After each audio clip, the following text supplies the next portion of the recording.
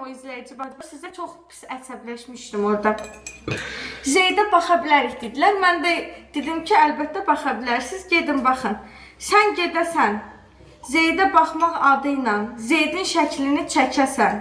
Mən hələ onda Zeydi paylaşmamışam da, siz əziyyət çəkmişəm, uşağın üzünü bugünə kimi gizlətmişəm. Təbii ki, insanlar ilk paylaşan kim olsa gedib ona baxacaqlar da. Və başqası paylaşsa avtomatik olaraq marağı ölmüş olacaq. Bizim səhifədə nə qədər də paylaşsa başqa yerdə görmüş olacaqlar da.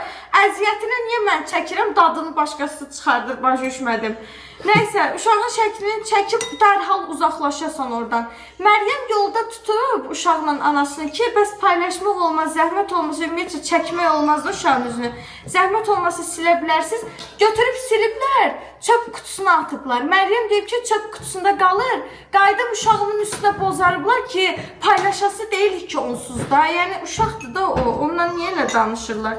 Nəysə, uzun sözün qısası uşağın şəklinə aparıblar. Mən də acığa götürdüm elə, əslində sabahsı gün paylaşacaqdım. Həmin gündə videoda demişdim ki, sabah hər an videonu, Zeydin üzünü paylaşa bilərəm. Prosta mən istəyirdim ki, geçək geyindirim onu, bəziyim, düzüyüm, gətirim, çıxardım sizin qarşınıza böyle tanışdıq videosu kimi. Məcbur nətər gəldi, Bas Məmmədin festivalın ortasında uşağın üzünü çəkdim, videonun axırında paylaşmalı oldum. Düzdür, yenə də maraq çəkdi, hamı baxdı, amma mən istəyirdim izləyicilərimdir də mənim ailəm kimidir. Daha cool bir şey olsun. Hə, daha belə sevimli, daha duygusal bir şey olsun. Ne tarz mənə tələm-tələsiz, o izləyici çox xətrimə dəydi, yəni həqiqətən çox küsmüşdüm.